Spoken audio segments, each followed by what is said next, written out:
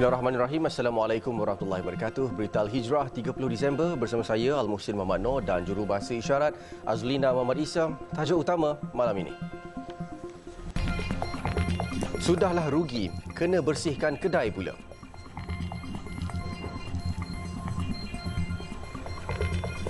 Juga barangan sekolah dan kerja rosak. Mangsa banjir termenung panjang.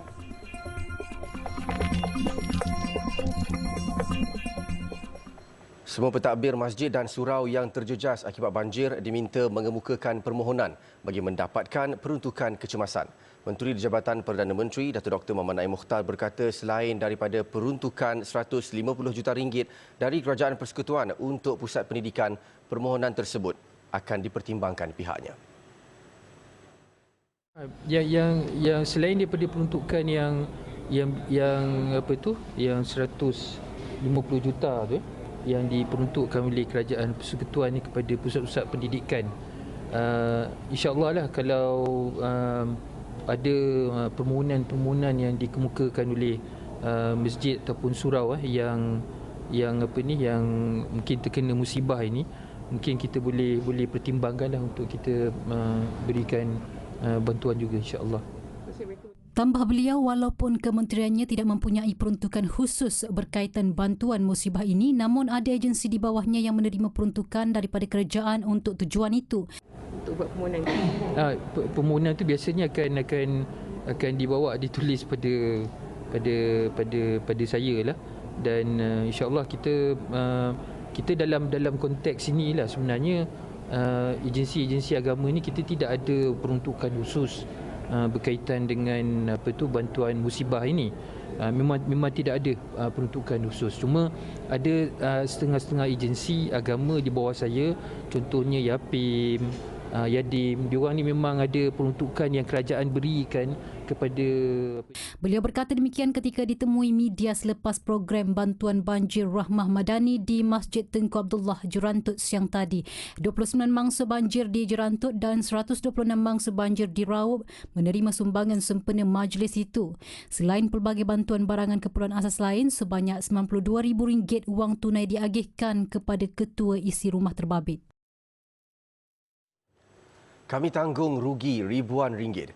Itu antara luahan peniaga di Rantau Panjang yang baru sahaja memulakan perniagaan selepas air mula surut.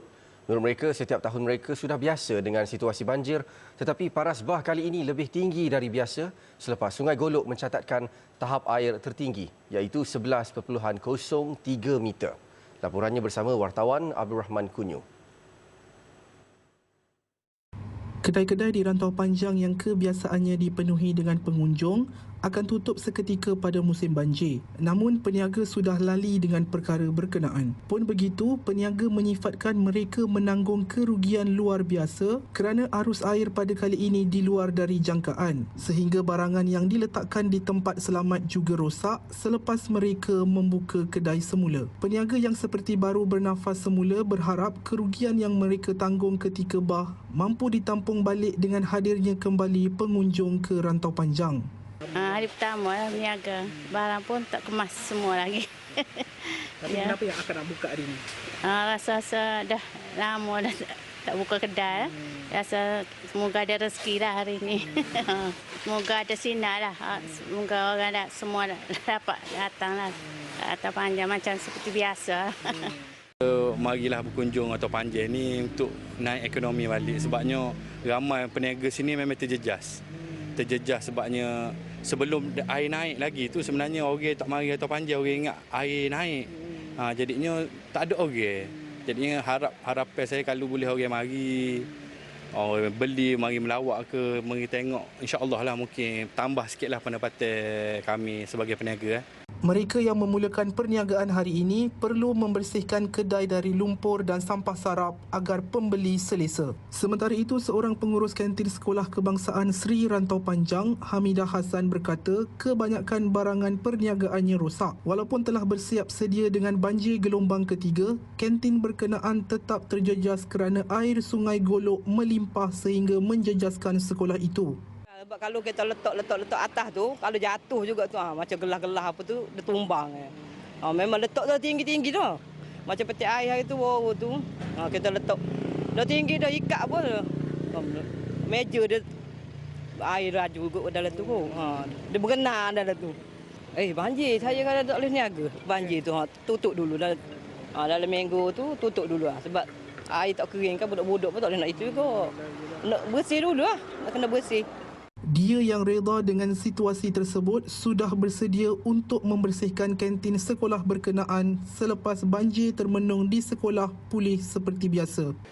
Jika penonton dapat lihat di belakang saya ini merupakan Sungai Golok dan sebelum ini paras air di Sungai Golok ini lebih tinggi dan melimpah sehingga ke kawasan perniagaan di Rantau Panjang dan hasil tinjauan saya pada hari ini paras air di Sungai Golok ini agak rendah daripada hari-hari yang sebelumnya dan membuatkan mereka-mereka yang berniaga dapat meneruskan aktiviti perniagaan mereka dan ada juga kedai yang masih belum dibuka dan ada juga kedai yang masih lagi dalam proses pembersihan dan mereka hanya mengharapkan ada sinar buat mereka agar proses perniagaan di Rantau Panjang ini dapat berjalan seperti biasa.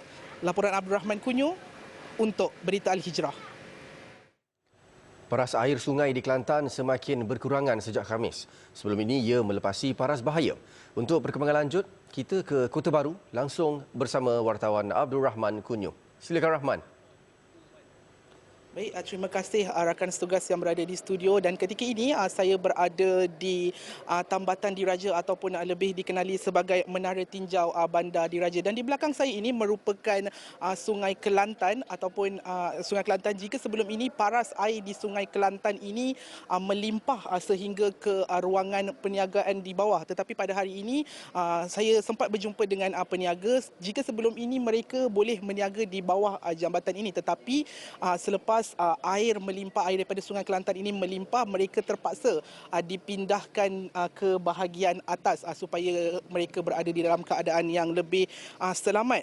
Tetapi dan tinjauan saya pada waktu pagi juga ramai penduduk-penduduk di sekitar Kota Baru ini datang di Menara Tinjau ini bagi memastikan kerana ini merupakan penanda bagi mereka jika Sungai Kelantan ini naik maka mereka boleh anggarkan bahawa banjir akan berlaku dan hasil tinjauan ataupun hasil temu bual saya dengan mereka mengatakan bahawa Kota Baru ini masih lagi selamat dan mereka juga memaklumkan kepada saya bahawa orang-orang di luar daripada Kota Baru ataupun di negeri-negeri lain takut untuk datang ke Kota Baru sedangkan di Kota Baru ini kurang terjejas dan mereka mengharapkan ekonomi perniagaan kecil di sini disambut baik dan tidak orang-orang luar tidak takut untuk datang ke Kota Baru ini. Dan kebiasaannya juga mereka di sekitar Kota Baru ini datang ke kawasan ini untuk beriadah dan makan dan sebagainya. Tapi pada hari ini saya berjumpa dengan mereka dan ramai daripada mereka ataupun kebanyakan daripada mereka datang ke kawasan ini untuk melihat sendiri paras air sama ada paras air dalam keadaan selamat ataupun paras air dalam keadaan yang bahaya. Dan mereka juga jika saya dapat kongsikan sekarang sekitar Kota Baru ini ataupun di sekitar jika juru kamera dapat pankan seketika di hadapan saya ini merupakan ruang perniagaan dan kebiasaannya mereka tutup sebelum ini dan hari ini merupakan hari kedua saya boleh katakan mereka berniaga di depan Tambatan Diraja ini ataupun Menara Tinjau Kota Baru ini dan bagi mereka juga mereka hanya mengharapkan Kota Baru dapat terus dalam keadaan yang baik supaya mereka juga dapat berniaga seperti biasa dan dapat mengaut keuntungan setelah rugi saya boleh katakan kerana terkena bencana banjir ini. Saya kira setakat itu dulu laporan saya daripada Kota Baru kembali ke rakan setugas. Silakan Muhsin. Untuk laporan langsung daripada Kota Baru. Kita ke laporan seterusnya. Seorang penduduk di kampung PPSK Felkra Gunung Menerung, Hulu Terengganu tidak dapat menahan perasaan hiba kerana kelengkapan persekolahan anak-anaknya dihanyutkan banjir gelombang ketiga yang menenggelamkan rumahnya baru-baru ini. Mastura Saad, 29 tahun berkata banjir setinggi 2 meter tersebut menghanyutkan pakaian seragam sekolah anaknya. Nur Mas Idayu Mastika Umairah Muhammad Maswan, 7 tahun, apatah lagi sesi persekolahan bakal bermula semula pada Selasa ini.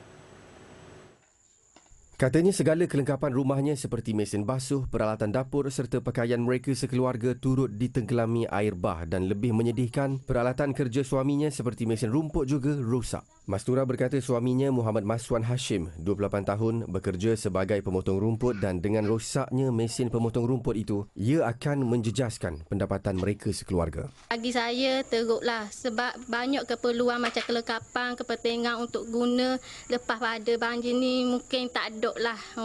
Sebab pakaian sekolah anak rosak, macam mesin basuh rosak, mesin rupuk. Tu keperluan memang cari makan umur lah untuk suami tapi rosak juga kan. Gelombang yang ketiga ni air naik sampai ke 2 meter anggorang. Sementara itu, seorang lagi penduduk kampung berkenaan, Nur Laila Kasuma, 39 tahun, berkata banjir kali ini ibarat lautan kerana air menenggelamkan desa berkenaan sedalam lebih 2 meter. Katanya dia tidak sempat menyelamatkan peralatan rumahnya kerana air meningkat terlalu mendadak dan mengalami banyak kerosakan barang-barang rumahnya sehingga mengalami kerugian kira-kira RM6,000. Banjir kali ni kiranya banjir main ngejuk. Maknanya barang-barang pun memang ada nak selamat. Macam kami pun bawa diri je, pindah lalu. Bawa anak-anak. Memang ada nak selamat belum dah. Macam barang-barang elektrik benda dalam rumah ni memang ada nak alih. Selagi macam sini kawasan ni memang air tinggi. Kalau maknanya kita letak dalam rumah tempat tinggi pun memang tergelam juga barang-barang. Sementara itu, jumlah mangsa banjir di Terengganu semakin berkurangan apabila seramai 401 mangsa melibatkan 111 keluarga masih berada di 5 PPS setakat jam 2 petang tadi. Sementara itu, kesedihan mangsa banjir di PPS di sekitar Dungun, Terengganu sedikit terubat, terutama kanak-kanak apabila mendapat bantuan makanan, burger. 250 biji burger disumbangkan hasil kerjasama NGO Yayasan Ikhlas dan GTR Burger dalam memberi keceriaan kepada penghuni PPS berkenaan. Menurut Eksekutif Jabatan Sukarelawan dan Pengurusan Bencana Yayasan Ikhlas, Muhammad Hanizam Azman, selain penghuni PPS di Sekolah Kebangsaan Tanjung Pati dan PPS Dewan Masjid Serdang di Dungun, burger ini turut diagihkan kepada petugas Barisan Hadapan Anggota Pertahanan Awam Malaysia dan Jabatan Kebajikan Masyarakat. Dan untuk makluman, kita Yayasan Ikhlas sejak banjir ini berlaku terjadi, kita dah berkampung di Terengganu ni daripada hari Selasa hari itu, dan dah banyak PPS yang kita sentuh ni. Antaranya adalah PPS di Hulu Terengganu, PPS di Besut, PPS di Setiu dan insya-Allah di Dungun ni lah. Dan kepada anda luar sana, kita perlukan sumbangan anda untuk kita bantu lebih ramai lagi mangsa-mangsa banjir yang terjejas akibat monsun timur laut 2023-2024 ini. Sementara itu, penyelia grup transformasi ruminan GTR Burger, Muhammad Aiman Zakwan Rosli berkata pihaknya memilih kolaborasi dengan Yayasan Ikhlas ini kerana sumbangan yang disalurkan lebih teratur dan sampai kepada golongan sasar. Kita terpanggil hari ini, GTR terpanggil untuk berkolaborasi dengan Yayasan Ikhlas untuk memberi sumbangan dalam bentuk makanan iaitu burger kepada mangsa banjir di PPS. Dan kolaborasi ini diharapkan dalam masa hadapan insya-Allah dapat menyalurkan lebih lagi bantuan seperti makanan yang kita ada dan dalam bentuk lain untuk masa hadapan. Sementara itu, Penyelaras Bencana Jabatan Kebajikan Masyarakat Daerah Dungun, Akmal Rizah Mat Yusof mengingatkan mana-mana pihak yang ingin melakukan sumbangan kepada mangsa banjir supaya berhubung dengan pihaknya terlebih dahulu bagi mengelak berlaku lambakan di PPS. Kami berharap agar sekiranya ada sumbangan daripada mana-mana pihak ataupun NGO, hendaklah melalui pihak JKM lah supaya tidak berlaku lambakan ataupun pembaziran di setiap PPS yang dibuka lah. Bagi mereka yang ingin menyumbang kepada mangsa banjir, mereka boleh melayari laman web misibantuan.com atau boleh menyalurkan terus ke akaun Maybank Yayasan Ikhlas bernombor 5628-3463-6228 rujukan bantuan bencana. Kes jangkitan COVID-19 dalam kalangan mangsa banjir yang berpindah ke Pusat Pemindahan Sementara PPS di Kelantan berada dalam keadaan terkawal. Menteri Kesihatan Datuk Seri Dr. Zulkifli Ahmad berkata kaki tangan kementeriannya di negeri Cik Siti Wan Kembang juga mencukupi untuk mengendalikan mangsa yang dijangkiti COVID-19. Susulan jumlah kes masih dalam skala kecil dan terkawal. Jumlahnya itu sangat terkawal, ya. Bukan saya nak kita bermudah-mudah, tapi kita perlu berjaga-jaga. Khasnya kumpulan rentan, ya. Saya kira. Jumlah tu tak banyak lah. Tidak, sebenarnya hampir kita boleh kata terkawal, dan yang pentingnya tu kita ukur dengan beban kita punya ICU, beban katil, semua ini ada sangat terkawal. Jadi 15 itu tidak menjejaskan, ya. Jadi jangan terlalu majoriti kes di mana? Mana tu? Pasir Mas juga. Rata-rata Pasir Mas, Tanah Merah dan Pasir Mas. Ya. Jadi jumlah tu adalah sangat terkawal, ya. Gejala atau gejala ringan? Jangan gejala pun ringan. Kategori 1, 2. Adalah satu kes itu, satu je. 1-4. 1-2A itu pun dah sudah discharge. Beliau berkata demikian ketika ditemui media selepas melawat PPS Sekolah Menengah Kebangsaan SMK Baruh Pial Rantau Panjang. Dr. Zulkifli turut berharap agar tiada pihak yang menyebarkan informasi yang tidak benar akan situasi sebenar di PPS kerana semua kaki tangan KKM yang menguruskan mangsa banjir memberi perkhidmatan terbaik. Semalam media melaporkan sebanyak 14 kes baharu COVID-19 dikesan dalam kalangan mangsa banjir yang ditempatkan di PPS setakat ini. 9 daripadanya dikesan di Kelantan manakala bakinya di Terengganu. Kes COVID-19 yang dilaporkan itu dikategorikan sebagai sporadik iaitu 12 daripadanya mempunyai gejala ringan dan dirawat di PPS atau di rumah manakala 2 kes memerlukan rawatan di hospital. Selepas ini, anggota tentera didakwa pukul isteri.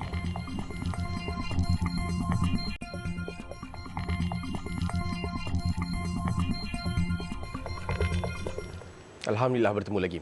Sementara itu, Perdana Menteri Datuk Seri Anwar Ibrahim menegaskan beliau mendukung penuh peringatan Sultan Selangor, Sultan Sharafuddin Idris Shah supaya rakyat khususnya bukan beragama Islam menghormati dan tidak mencampuri urusan berkaitan hal ehwal agama Islam di Malaysia.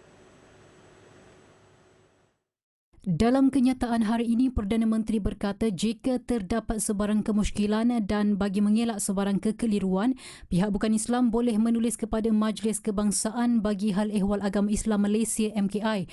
Ia bagi meleraikan sebarang kekusutan dalam suasana yang harmoni dan beradab. Semalam, Sultan Selangor yang juga pengerusi MKI bertitah MKI memegang amanah dan tanggungjawab bagi melaksanakan segala hal ehwal berkaitan umat Islam. Titah baginda MKI juga dianggotai oleh pakar-pakar yang arif dalam pelbagai bidang khususnya yang membabitkan undang-undang dan agama Islam. Justru baginda mengharapkan agar orang-orang politik khususnya yang bukan beragama Islam untuk tidak terus-menerus mencampuri urusan hal ehwal agama Islam. Polis buka kertas siasatan di bawah Seksyen 18A Akta Keganasan Rumah Tangga 1994 dan Seksyen 323 Kanun Keseksaan berhubung video tular yang memaparkan seorang anggota tentera berpakaian celoring tentera darat memukul wanita dipercayai isterinya. Ketua Polis Melaka Datuk Zainul Samah berkata kejadian berlaku pada 15 Disember lalu di sebuah pangsapuri di Sungai Udang, Melaka. Mangsa berumur 38 tahun yang dipukul merupakan isteri kepada pelaku yang merupakan anggota tentera di Kem Sungai Udang. Suami mangsa berusia 25 tahun. Kes disiasat di bawah Seksyen 18A Akta Keganasan Rumah Tangga 1994 dan Seksyen 323 Kanun Keseksaan. Setakat ini, polis sudah memanggil lelaki itu untuk dirakam percakapan bagi membantu siasatan. Terdahulu, video berdurasi 32 saat itu tular sejak semalam di platform X. Berdasarkan rakaman itu, kedengaran suara seorang wanita merayu supaya suaminya bertenang dan menyelesaikan masalah yang dihadapi secara baik. Namun, anggota tentera itu tetap berkeras dan meninggikan suara mengarahkan mangsa masuk ke dalam rumah. Polis sudah merakam keterangan 12 individu bagi membantu siasatan kes seorang remaja perempuan cedera disimbah asid di kawasan Denai Alam 8 November lalu. Timbalan Ketua Polis Shah Alam, Superintendent Ramzai Embol berkata siasatan kes itu masih dijalankan bagi mengenal pasti suspek. Setakat ini, seramai 12 individu dirakam percakapan. Siasatan polis masih dijalankan bagi mengenal pasti suspek. Semalam media melaporkan bapa mangsa mengharapkan keadilan buat anaknya, Nadia Fasha Kristina, 19 tahun, yang melecur 70% di muka dan badan akibat disimbah asid tanpa sebarang motif. Mangsa baru tamat persekolahan dan bekerja di sebuah klinik swasta di Denai Alam. Dalam kejadian kira-kira jam 5 petang pada 8 November lalu, Nadia dalam perjalanan pulang ke rumah dengan menunggang motosikal sebelum dihampiri seorang penunggang P-hailing yang menyimbah cecair asid ke arahnya. Umat Islam yang ingin mengerjakan umrah dinasihatkan membuat semakan terlebih dahulu bagi mengelak daripada menjadi mangsa penipuan pengendali umrah. Menteri di Jabatan Perdana Menteri Datuk Dr. Muhammad Naim Mokhtar berkata semua syarikat atau agensi yang menawarkan pakej umrah itu tertakluk kepada Akta di bawah Kementerian Pelancongan, Seni dan Budaya MOTEK. Menurut Datuk Dr. Muhammad Naim, apabila ada aduan dikemukakan kepada MOTEK, agensi pelancongan yang menipu itu akan disenarai hitamkan. Nasihat saya supaya mereka yang nak berhajat untuk melakukan umrah mengambil kira apa yang berlaku sekarang ni, penipuan-penipuan, kita kena lebih alert, berjaga-jaga. Itu harapan saya lah. Yang kedua, kena semak dengan MOTEK khususnya untuk melihat kepada agensi-agensi yang telah disenarai hitamkan. Beliau turut menjelaskan isu penipuan pakej umrah yang berleluasa kebelakangan ini bukan di bawah bidang kuasa kementeriannya. Walaupun secara umumnya ia dilihat kepada aspek keagamaan, namun umrah masih dianggap sebagai percutian. Beliau berkata demikian ketika diminta mengulas berkaitan peningkatan laporan penipuan pakej umrah sejak awal tahun ini yang membabitkan kerugian jutaan ringgit. 19 November lalu, Setiausaha Bahagian Pelesenan dan Penguatkuasaan Pelancongan MOTEK, Roslan Muhammad, dilaporkan berkata, setakat akhir bulan lalu, sebanyak 62 kes penipuan umrah dilaporkan membabitkan kerugian kira-kira 2.1 juta ringgit. Katanya kegiatan penipuan itu mula bertambah sejak sempadan negara dibuka 2 tahun lalu, susulan peralihan daripada era pandemik COVID-19.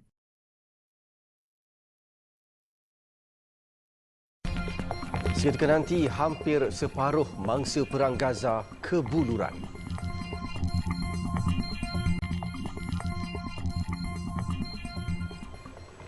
Israel meningkatkan serangannya di selatan Gaza dikala Mesir ketika ini menjadi tuan rumah kepada delegasi Hamas dalam usaha untuk cuba mengakhiri perang yang sudah memasuki hari ke-85. Dalam tempoh 24 jam ini, bandar Khan Yunis dan Rafah terus dibedil dan menyebabkan ratusan maut. Serangan semula di selatan Gaza itu bermula sejak Jumaat lalu. Dalam bedilan di Al-Amal, Khan Yunis, lebih 40 orang terbunuh. Mangsa korban dalam serangan Zionis itu merupakan rakyat Gaza yang mencari perlindungan. PBB melaporkan lebih 100,000 pelarian Gaza yang hilang tempat tinggal berada di sempadan selatan Rafah. Menurut sumber Mesir, dalam perancangan peringkat ketiga dalam memperbaharui gencatan senjata, penukaran pembebasan tebusan Zionis dan banduan Palestin di Israel dan juga usaha mengakhiri perang. Sejak Perang 7 Oktober lalu, 21,320 rakyat Palestin telah terkorban yang sebahagian besar daripadanya adalah kanak-kanak dan wanita. 40% pelarian Palestin berdepan kebuluran. Agensi Bantuan dan Kerja Pertubuhan Bangsa-Bangsa Bersatu untuk Pelarian Palestin, UNRWA, memberi amaran itu susulan sekatan Israel terhadap kemasukan trak bantuan ke semenanjung Gaza. Lebih 83 hari serangan udara Israel tanpa henti. Gaza terus bergelut isu kelaparan paling dahsyat. Pengarah Hal Ehwal UNRWA di Gaza, Thomas White, di platform X berkata, gencatan senjata kemanusiaan adalah harapan terakhir. Mencari sumber makanan dan air ketika ini merupakan perjuangan penduduk Gaza untuk meneruskan hidup. Minggu lalu, Majlis Keselamatan Pertubuhan Bangsa-Bangsa Bersatu meluluskan resolusi mengenai lebih banyak bantuan untuk Gaza selepas ditangguhkan beberapa hari. Namun, agensi bantuan dan penyokong hak asasi manusia menyifatkan resolusi itu tidak mencukupi dan hampir tidak bermakna. Terbaru, agensi PBB beri amaran keras malapetaka kemanusiaan yang berlaku di Gaza ketika tentera Israel terus membedil wilayah itu memburukkan lagi krisis kemanusiaan. Lebih 80% daripada 2.4 juta penduduk Gaza telah meninggalkan kediaman mereka dan tinggal di tempat perlindungan sempit atau kemah sementara di bahagian selatan, di dalam dan sekitar bandar Rafah berhampiran sempadan Mesir. Sektor pendidikan tinggi di Yaman mampu setanding dengan negara Islam lain menerusi kerjasama erat bersama institusi pengajian tinggi negara lain, merangkumi aspek penyelidikan, penerbitan jurnal serta pertukaran pelajar.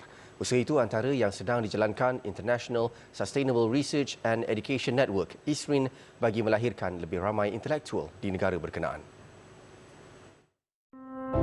ISRIN yang ditubuhkan di Malaysia dengan menghimpunkan ahli akademik Yaman dari serata dunia akan menjadi penghubung antara universiti di Malaysia dan Yaman bagi mencapai objektif berkenaan. Ia boleh dikembangkan dan membantu Yaman melalui kerjasama pelbagai sudut, dan insya-Allah dengannya akan boleh membantu Yaman untuk maju ke hadapan sebagai salah satu daripada kekuatan di negara Arab.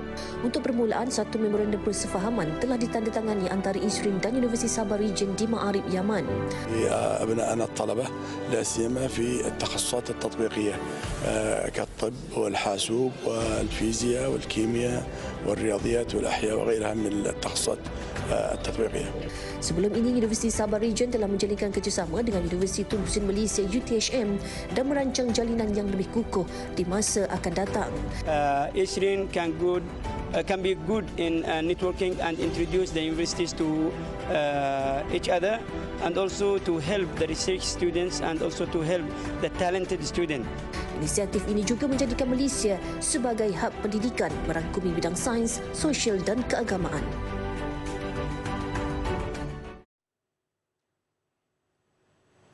Sekian berita Al-Hijrah untuk malam ini. Saya Al-Muhsin Muhammad Noor dan jurubahasa isyarat Azlina Mamarisa. Satukan ummah dengan ilmu bagi memperkasa Malaysia Madani. Assalamualaikum warahmatullahi wabarakatuh dan selamat malam.